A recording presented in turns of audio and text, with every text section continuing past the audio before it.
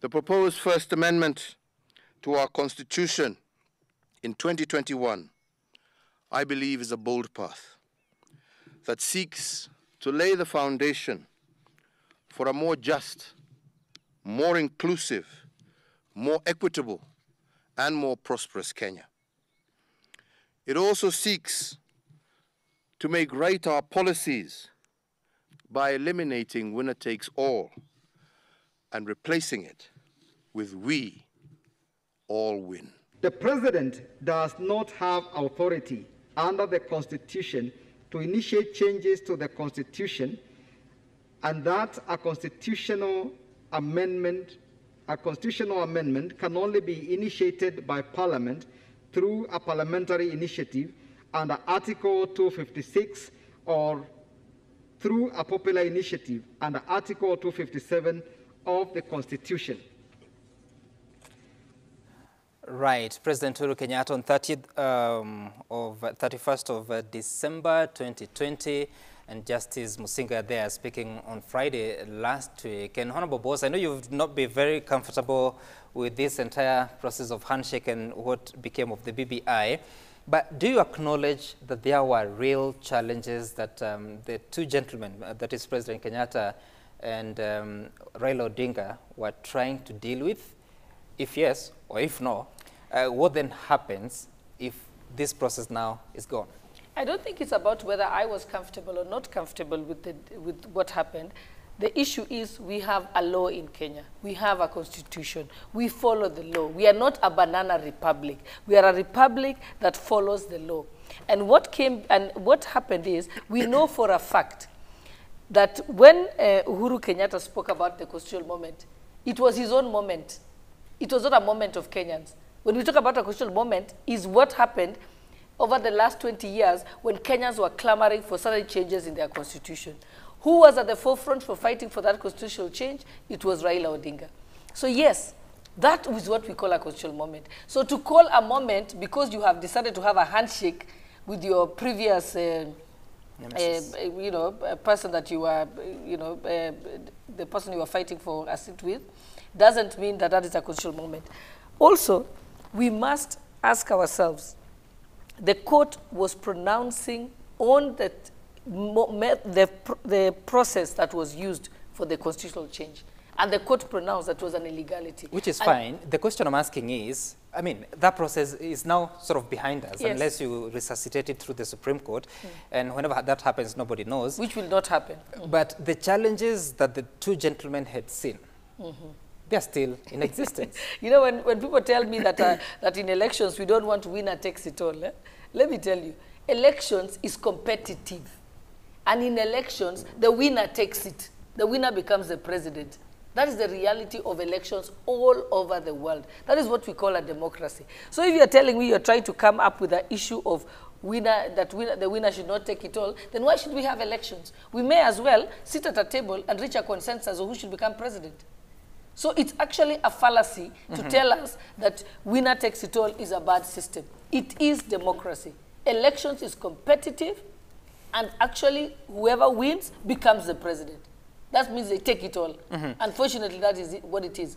The only issue is we have constitutional protection to ensure that whoever becomes president then protects everybody, including those who had not voted for them. The reason why we have devolution is to ensure that development goes to every county, no matter who they voted for, because they have their own mini president in their own county, and we have set finances that goes to those counties. Let's listen to the president on what he said about how I wish you just allowed me to say and then listen to the president. You've allowed them to talk too much, so let me say this. You have now become the moderator. Just hold on. Let's listen to what the president said, then we carry on with the conversation. If it takes an incredible 123 days to conduct an election, or 1/3 of a year, like we did in 2017, this is a sign that the moment calls for change.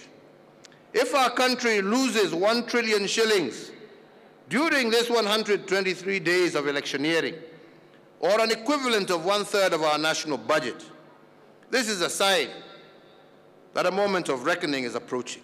What is wrong in trying to fix such anomalies? If Kenyans are not made to serve the Constitution, but the Constitution is made to serve Kenyans, why imprison ourselves with models that are not working? Why run an election for 123 days with the potential of having to extend it to 1 year if the results are nullified and repeated like happened to some of us? And why drain 1 trillion shillings in losses, or an equivalent of 1 billion shillings every working hour, electing a leader for 123 days? All right, that was the president on the 12th of December 2020. He was preparing the country for what he believed was the constitutional moment. And Honorable Kioni, looking back, all this opportunity now appears to have been lost. What happens to the challenges that the president had seen? I'm really getting worried, and because my sister may not have been an active politician 2007 and before. But I've worked in all arms of government, so I'm actually more than a politician. Honorable boss, allow him to make his point. I'll give you an opportunity to respond. It is the same kind of narratives that we had before the 2007 crashes. This handshake has nothing to do with the law. The law is supposed to help us become a better country. And where we think it is not helping us, it is incumbent upon those elected to help us get there. The handshake was pure and simple, supposed to deal with gaps that had already been created by the Constitution we celebrated. We are now back to where we were. The winner takes it all is what gave us 1,400 glyphs 2007. This thing of not understanding that you cannot allow ourselves to go through that route again. And if we are going to be just doing politicking for the number of days that the president is talking about, losing the amount of money that we are losing because of the kind of politicking that we are doing, that is what is giving us the hustlers who are now being given the wheelbarrows, which is a good initiative. But if we do not deal with the real problem, that why we will continue giving Kenya's wheelbarrows forever, it is because of our way of politicking, the amount of time we use as a country doing siasa, the amount of fighting that we do. The handshake was not meant to put anybody else in power. It was supposed to help us get out of that malaise and then get to elect leaders so that we can then deliver on what we promise. And that's why I'm saying remove Uhuru, remove Raila, but unfortunately, for the process to take place, there must be somebody who is leading. And this is why I think the court went wrong. The president has the responsibility of ensuring that we have national unity. It is one of the requirements, one of what is required, one of the things required of him, and to come and report to Bunge every year on the month of March. What are you doing as a president to ensure that the country is coming together every other time? But he identified these gaps in the Constitution. And we can't afford to look at this. He identified these gaps in the Constitution. And if you have just been around here and not hearing what is happening in the countryside, please pay attention. I attended a burial on Friday of two young people. One of them was an employee of this place. The other one was helping his mother construct a house at Siakamau. Two boys who's belonging to a single mother. Members of my constituency, if you follow these deaths and the other deaths we have had in this country, these are things that happened before the 2007. And I'm warning my colleagues, this has nothing to do with Uhuru, it has nothing to do with Raila, it has nothing to do with Ruto, it has nothing to do with the BBI. It has everything to do with where we want to be as a country. And we have seen it before. And that's why I'm saying the Supreme Court, God help them. We have been set in a superhighway for failure by this judgment. And therefore the question... And I'm saying this, right. You cannot tell me about the judgment and try and tell us that you are going to now look at it. It was only this. If people go to court and start saying all these things, what the next thing that is going to happen is lack of confidence with the judiciary. But Honorable Kioni, as you say that, then one wonders, these challenges that exist, what the president is talking about, winner takes all, is it a question of the law or questions of political manners in the country? It's a question of political manners. It's a question of a political problem that must be resolved politically, not through the Constitution, not in court. And I want to say this again, and that's why Mutunga said that. A skunk thrown to you by the politicians, take it back.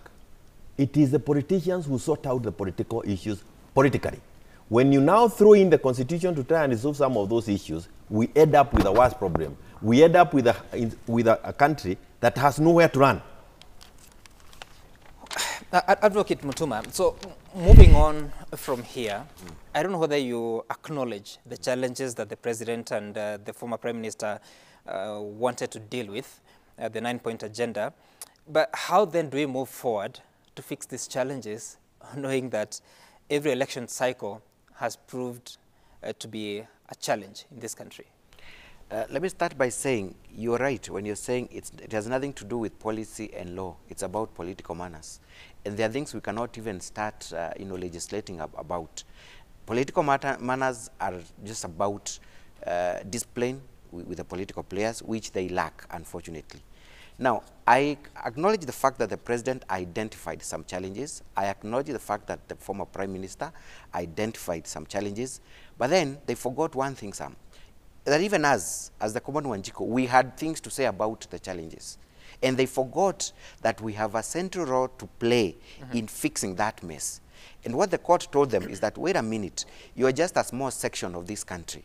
If you want to fix the challenges you've identified, bring on board other stakeholders. So there was nothing wrong with the President identifying the challenges, and Article 131 and 130, he has that obligation to foster national unity. But then how does he do it? He cannot be seen to bulldoze and taking a center stage at the expense of the common mwananchi, who is a beneficiary of these changes or not. So then, after identifying the challenges, bring on board others. And that's why I started by saying, because it's a constitutional change moment, why don't we take this journey by way of doing an audit of the implementation process? We have a lot to say as stakeholders. For example, lawyers will tell you a lot. They have been litigating in matters of constitutional implementation since 2010. We have a lot of good judgments from our judges recommending what changes or reforms can be done. So the President, after identifying those changes, invite us in a table, give the people a chance now to, drive the process. But when you're seen to be the one bulldozing, then we have all the reason to doubt, because we do not really trust the politician, because he's a selfish man. A politician is a selfish man. So I think what went wrong is that the President and the former Prime Minister, however good intentions. Just politicians who are men that are selfish? I think they are more prominent in their selfishness. Others are, but then I think they're the most prominent. Okay. I want us to are they more selfish than lawyers who are seated in this room?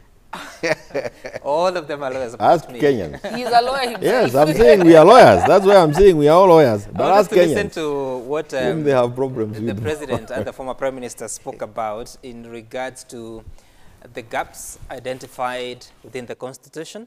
Listen. And indeed, when we adopted the 2010 Constitution, we must be frank that most of us were driven by fear. Our national spirit had been wounded, and we were afraid of repeating the 2007 post-election violence. But in running away from one crisis, we may have possibly created another. And I believe now is the moment to correct this.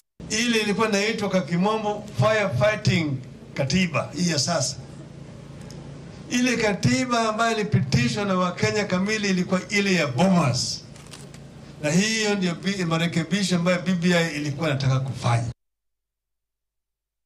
And so if that was the political reality in 2010, Honorable Boss, when you look at what we have now, because there are different camps, including Deputy President William Ruto was in the no camp, do you see certain areas in the Constitution that need to be looked at as it is now? Okay, first of all, let me correct this.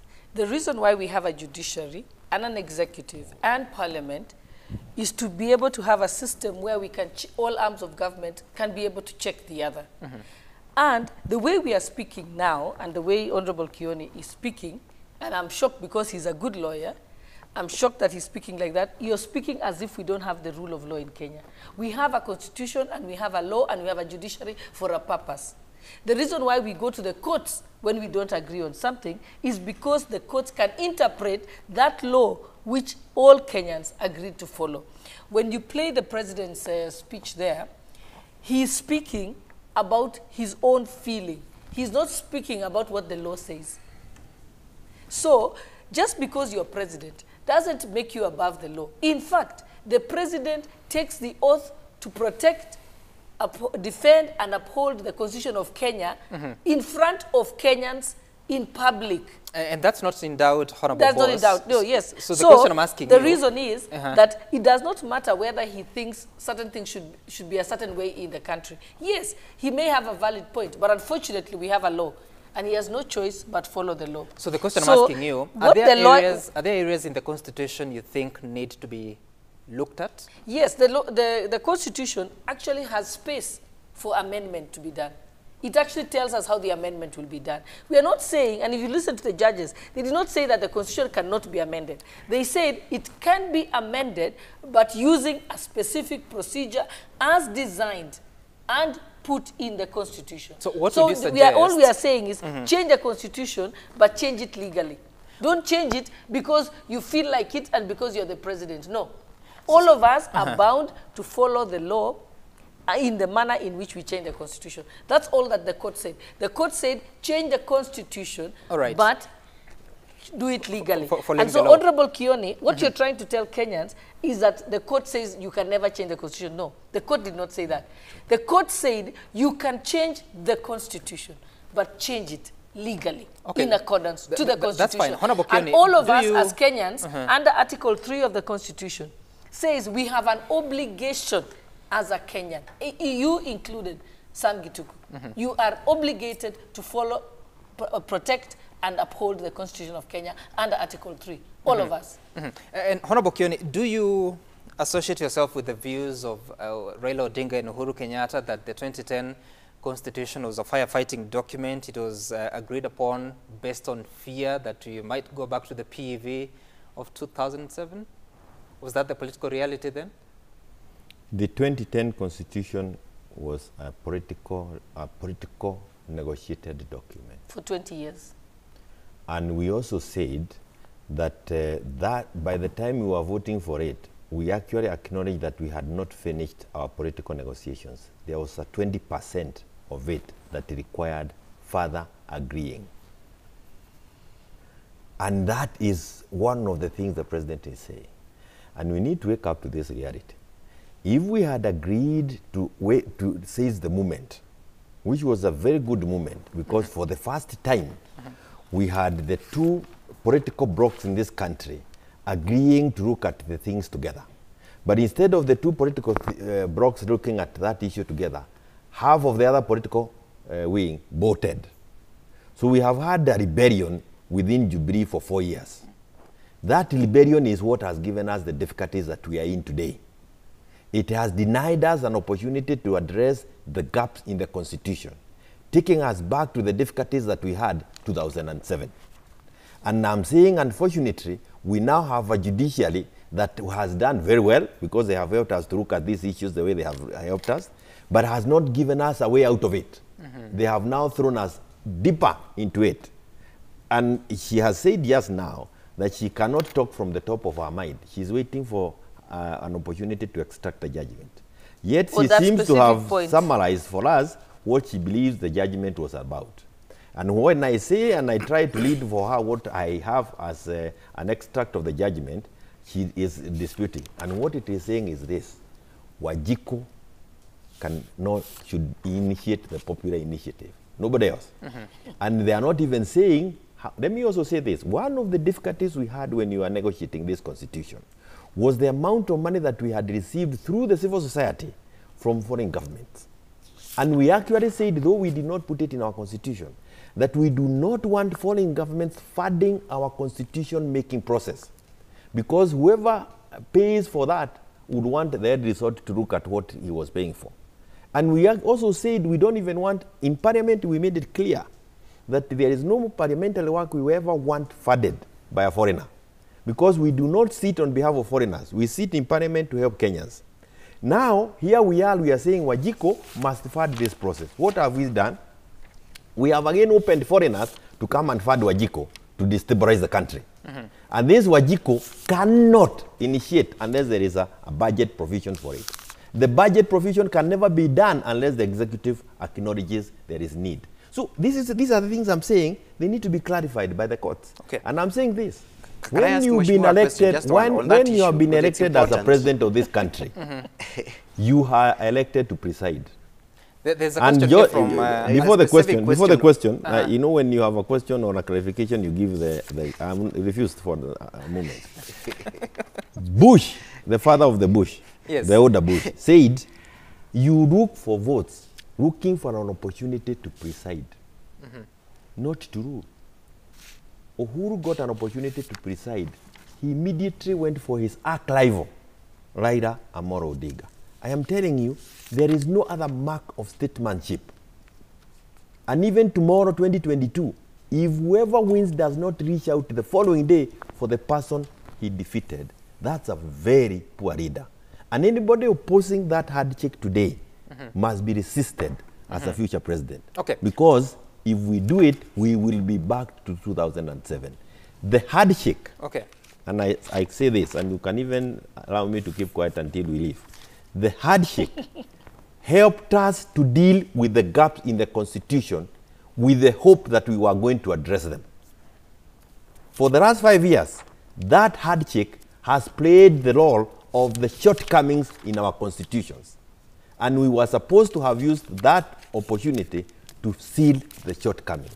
We have failed. What is that question? The question actually is to the two of them because Mheshimiwa said We are running out of time. You so you pays the piper, cause the tune. And talking about budgetary allocation, did BBI get budgetary allocation? Was it approved by Parliament? If not, who funded BBI? I think it's a valid question. So Yes. that we also try to understand where. Okay. What Who is was doing the short answer to that? The quick thing is that the money that was used from the Office of President's vote. And the Office of the President vote has that vote, which includes national unity, fostering national unity. Okay. So there's no money that was spent outside okay. the All right. just I give need your to answer. take- Don't say not mine. I need to take a look at the feedback. Unfortunately, our time is out. I hope you're satisfied, Advocate Mutuma. You've been sending us views via Twitter at Citizen TV Oh, Kenya. these are TVs. Yes. You guys are ahead of us by far. Honorable Kioni. What is- Kiprono Abraham, Constitution amendment was an elite-driven exercise, not Wanjiku at all. Our judiciary has proved to be a savior to us, the people. Our political elites should know that Kenya belongs to Kenyans, not the rich. Hashtag Debrek. Loki Nyaka, I don't think as a nation we are suffering from the inadequacy of laws. We only lack men and women of goodwill to practice the existing ones. Let's concentrate on current thorny issues in our nation instead of goal posting. All right. Abdirahman Ali, BBI is dusted and we have to move on. Can we support IBC to have a credible election by providing what they need? BBI was the most expensive exercise we ever thought for this crippling economy. Can we give best direction for Wanjiku? God bless Kenya. P. Ambuka, the Punguza Mzigo constitutional change was people-driven. Unfortunately, it was derailed by the elitist political class, which initiated BBI for their own selfish ends. It is time for politicians to begin listening to the citizens and not vice versa. Maganga Mustaf, the BBI ruling is a graduation for court orders. We are celebrating the graduation that has taken so many years since colonial era. Now it has joined the league of title deeds and checks. And Huza HSC, the document had no place to thrive. It was an initiative after another. Our constitution has not or recently existed a decade. The problem of ethnicity and power mongering is in maturity. People can feel included through coalitions. Well, and Jacob Abere, our constitution stood tall from being lynched by political musketeers and also raised questions on political manners that our leaders have failed to instill. Example is on representation and implementation. Let us go back to the drawing board. That's your view, what you've been saying, and of course the conversation continues. So much to talk about in preparation for the next general election, but also so much to talk about in the political scene of the country. Thank you so much, Advocate Elias Mutuma, Honorable Gladys Boss, and Honorable Jeremiah Kioni for making time for us. And indeed, yes, these are TV screens. And up next is Sporting Monday. How much Sporting Monday, Willis BBI Raburu will be spent. here with his crew. Bye for now.